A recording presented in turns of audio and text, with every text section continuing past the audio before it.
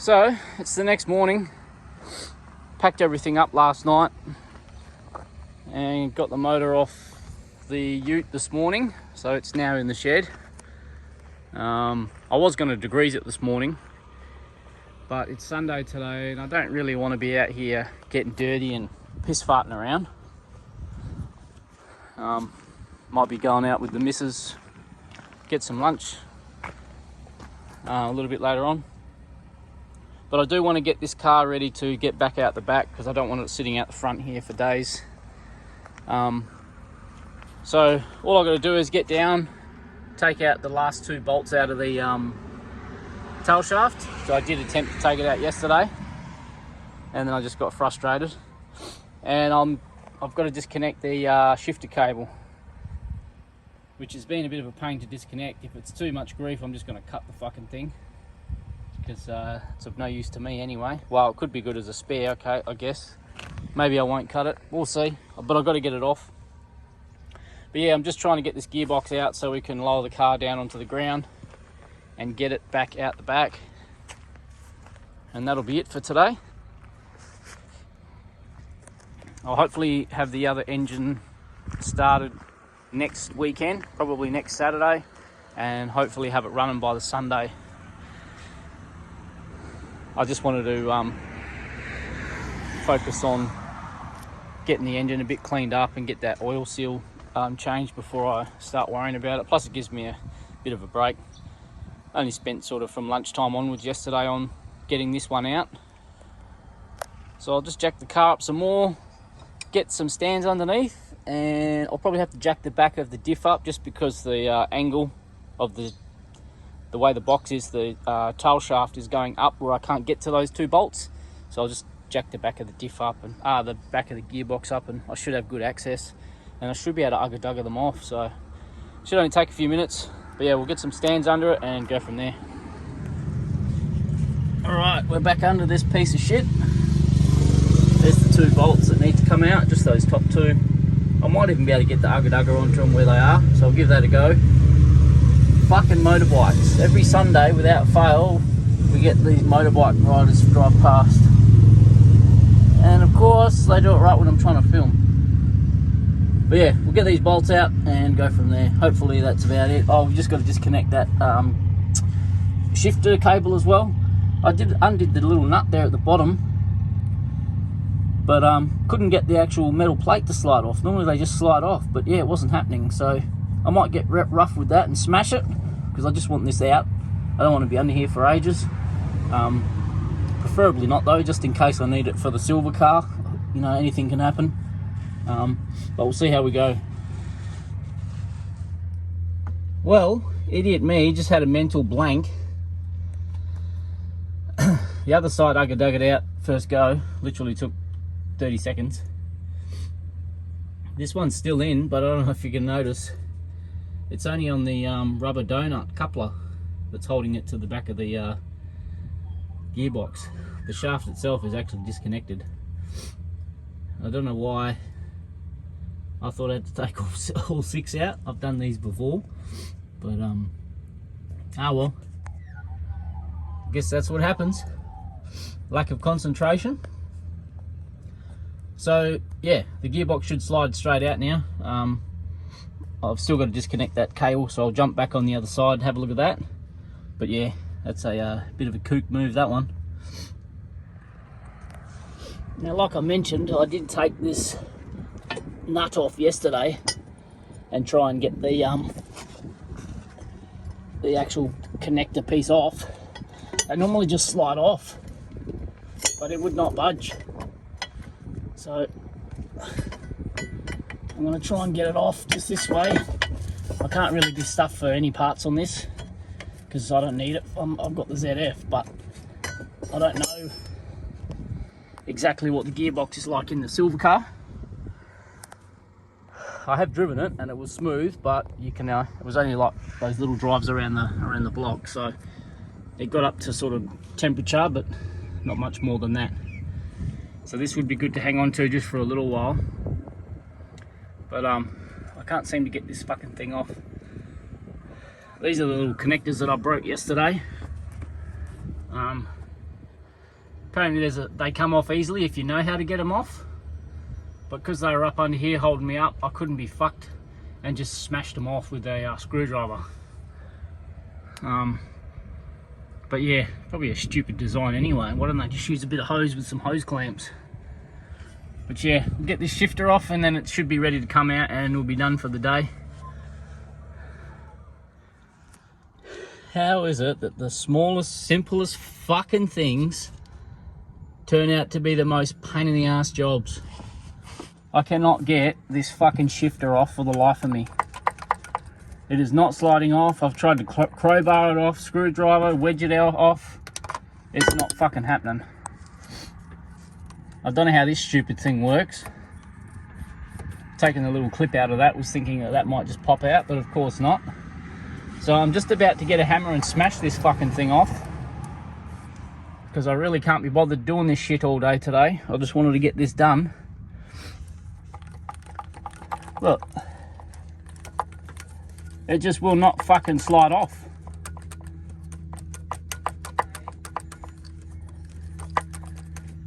Hammer time. Okay, now I think I can be forgiven. I just got a screwdriver behind this, just twisted it a little bit and this thing just popped off. Cooked it again. It's Sunday, today's not my day. Lucky, because I was just about to smash this fucker. But yeah, it popped off too easily. Job done. I'm gonna put this back in. Stupid, I don't know how the hell this thing's meant to work, but yeah. Queer. Alright, drag this out and that's today done. Thank God. Go and enjoy my Sunday. Well, it's a week later. So we pulled the gearbox and the engine out last Saturday, gearbox Sunday morning. It's now the following Saturday. It's just gone sort of 12 o'clock. I was going to get a start on this early this morning and hopefully have it running by tomorrow, but I've been out all morning with the missus, went out and did some stuff. So I'm just going to maybe try and get this out the back now and get started pulling some bits off this one. Like just start taking the radiator out. Just some easy things to get out.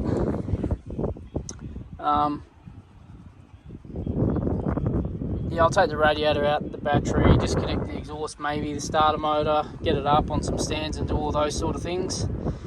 When I'm under there, I may attempt the bell housing bolts. We'll see how we go, but I'm not in a rush. I did really want to get it done this weekend, but after being out this morning, it's sort of, I've lost my enthusiasm. So yeah, it's not something that needs to be done straight away anyway, but I'll get it out the back and start having a bit of a tinker around with it. I think I might order a new coolant res, because I'm going to have to put new fluid in this anyway.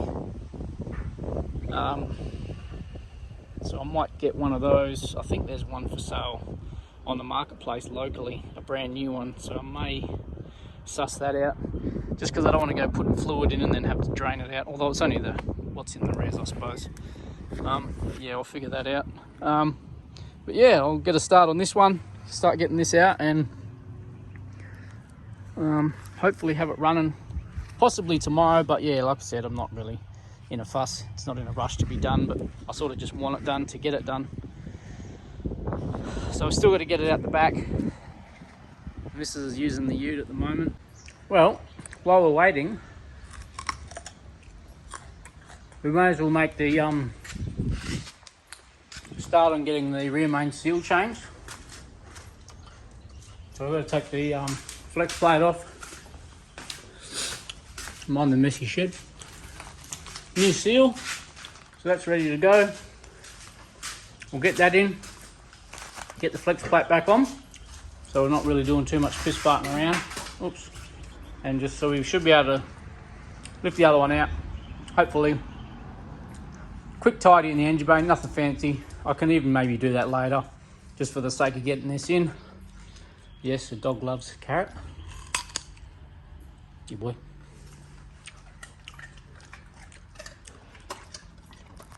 And it'll save some time as well. Now I'm just gonna lift the engine up and spin it around. And I'll face the rear main seal outside so I can see what I'm doing. Just give me a bit more light, just to help keep changing the seal out. Alright.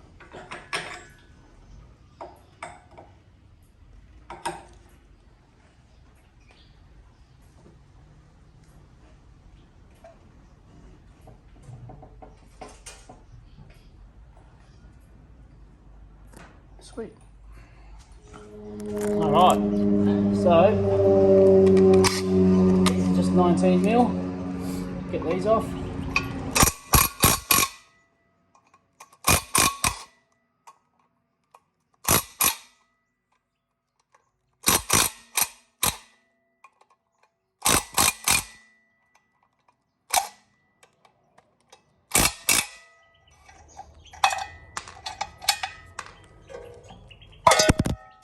Oh, phone fell down. That's that off. When you're taking these things off, don't be an idiot like me and put your finger in there and spin it, because it'll slice your finger open. It's pretty sharp.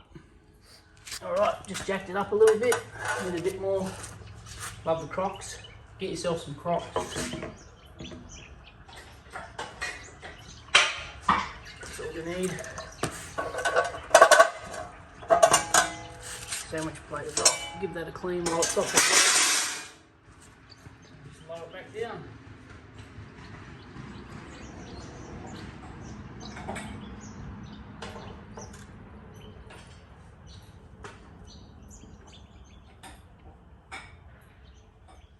A little bit cruddy under there, just where you couldn't get to, obviously, with the plate there.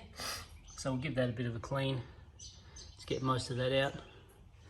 I was tempted to get a spray can and maybe just touch up the block, but it's not worth it. It's just, yeah, it's not like I don't think I'll be keeping this car, so it's fine. But yeah, if it was mine, I would have stripped it down and given it a bit of a birthday, but should be fine. And all I did to get the last seal out, just used a hammer and a screwdriver. Not a huge screwdriver, but not a small one either. And just smash, pretty much bang in the middle of the seal. So you're not touching, you want to stay away from both the sides. And just smash in the middle of it. Your screwdriver might want to slide around a bit, but use that pointy end. Just try and cut. As soon as you feel it go through, should be right. There it is. After a bit of gentle prying, it's just popped out.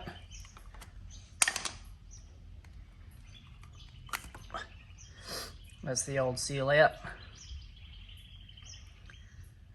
That's it.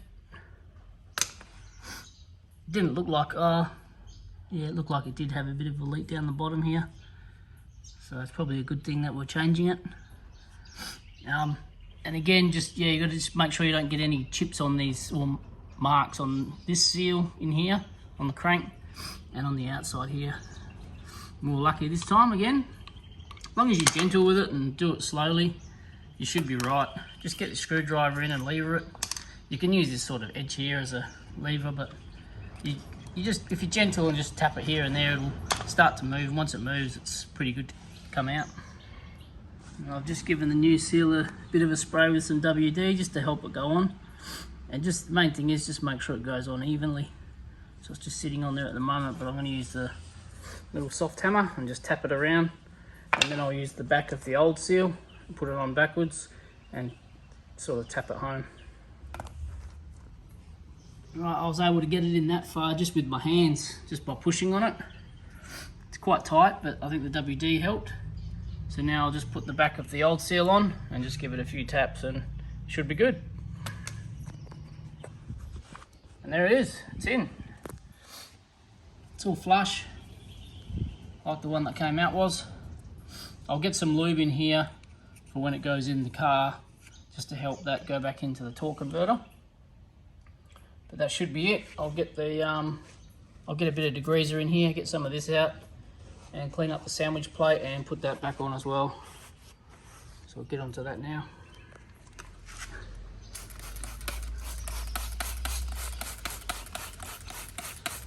There's some degreaser. Get it all in there. And just give that a bit of a scrub. Nothing fancy. Just trying to loosen up some of the caked up stuff.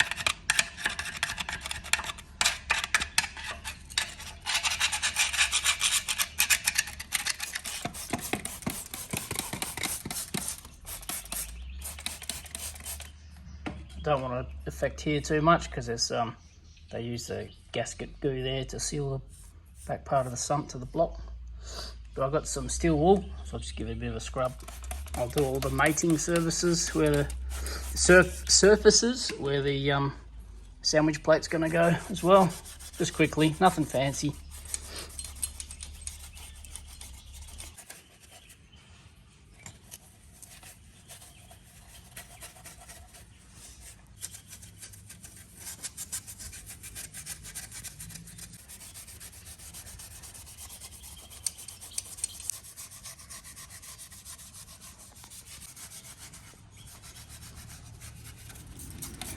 Get all that off.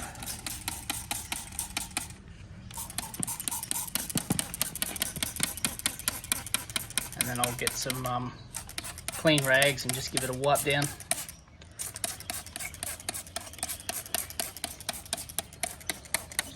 Happy days. Now I know it was pretty easy getting the engine out of the car, the smash car, but we had the front radiator support cut off. But when it's in the car with the radiator support, you've got to be careful you don't snap this guy off. It's just the temp sensor. It's at the back of the head, so it's usually broken off on the firewall, so you just got to be careful when you're lifting the engine out and putting it in. Well, managed to clean up the sandwich plate a little bit, but I just want to get a bit of this poo off it. So I'm just going to hit it with a grinder and a wire wheel. Let's see how we go.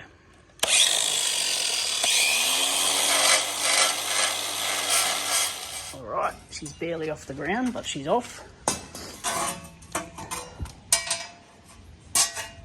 Just line up these dowels. That one and that one. She's on. I'll have to put the phone down to get these bolts back in. Alright, we've got the sandwich plate and the back of the engine cleaned up. It's all I did with the wire wheel, nothing fancy. Good enough. We're going to have to lift the engine up just a little bit, get it off the ground again, and get this back in, and then we can put the flywheel or flex plate back on. So we'll get it lifted up. And that's the flywheel back on, flex plate, whatever you want to call it. Sandwich plate's cleaned up, all the bolts are back in. It's now ready to go in the car. So just looking at the front of the car, I'm thinking I could possibly get a strap in under here. This is the bottom, I think, of that brace there, which you can see. Oh no, it's the bottom of the radiator support. I'm hoping to get a strap possibly around this bottom of this frame here and drag it out the back.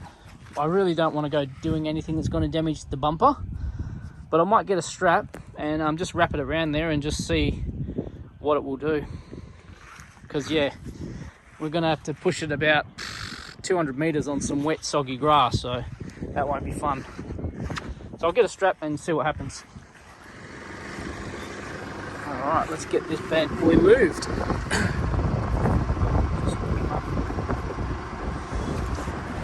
Just go forward a little bit. I just want to make sure it's not going to bite the bumper. Looks good. Alright, hold it there.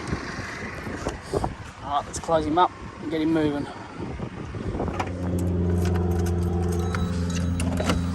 Oh, got just enough juice in that battery. Okay. Off she goes. Steer her back into the shed. Some clunking going on. Hopefully it's not the bumper.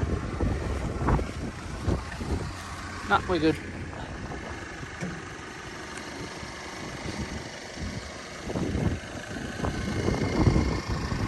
Slow and steady wins the race.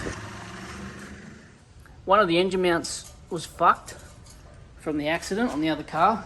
So I'm going to have to change one of those out, but I'll probably do that when the other one's out of the car. So that's not really a problem. Apart from that, everything's good. It's all ready to go in.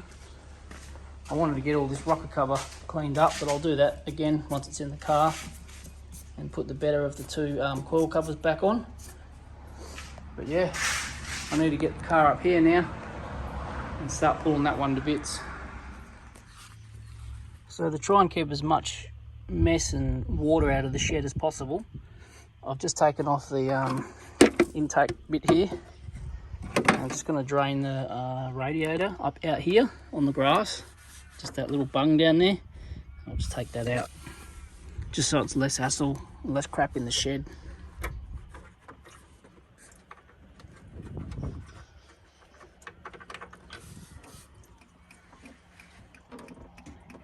So that's draining. If I open the radiator cap, there it goes. So that's all coming out. A little bit less mess in the shed. And while that's draining, I think I might get a 10mm and start taking out the thermo fan and these little radiators, little brackets here. Get all this off so the radiator can come out.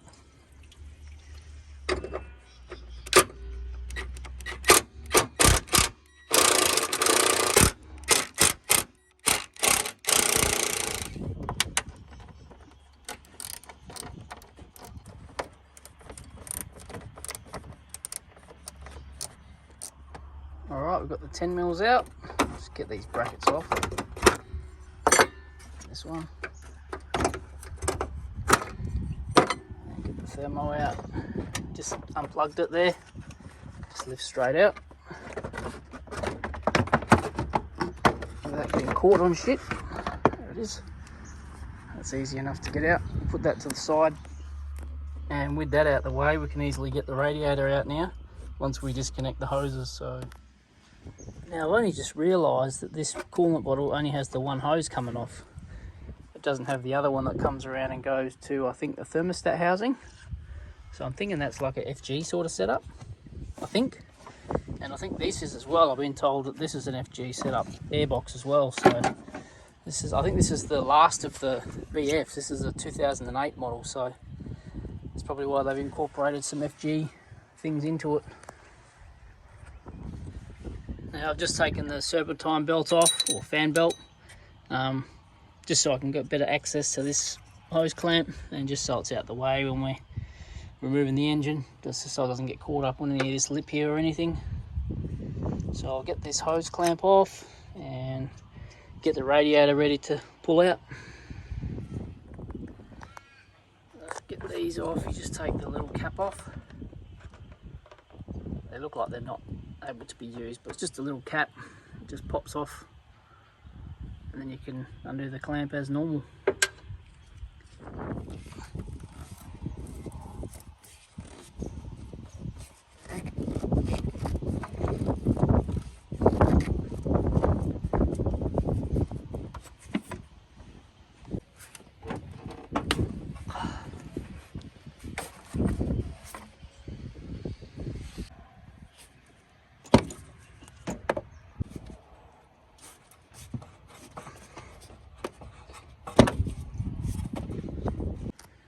That's everything disconnected for the radiator.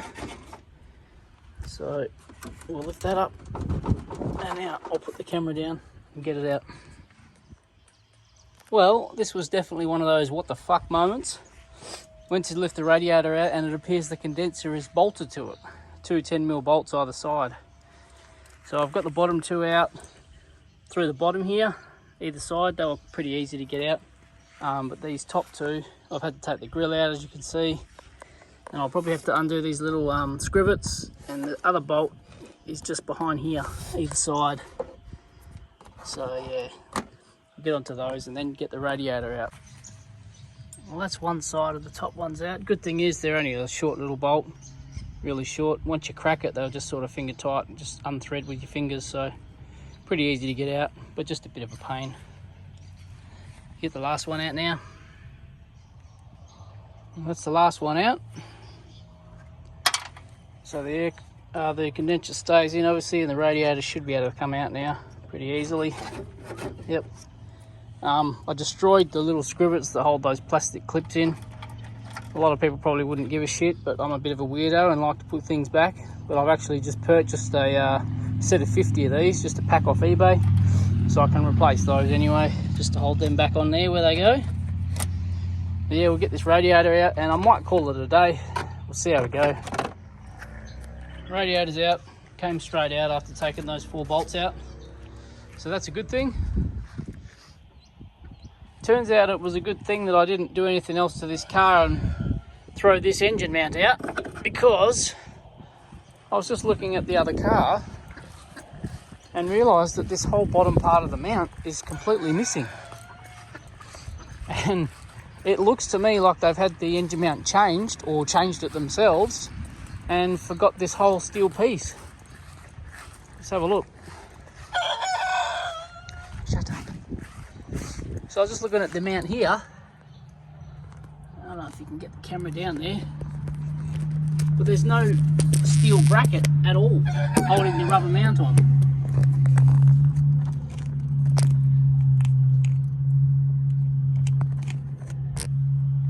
So that's not ideal.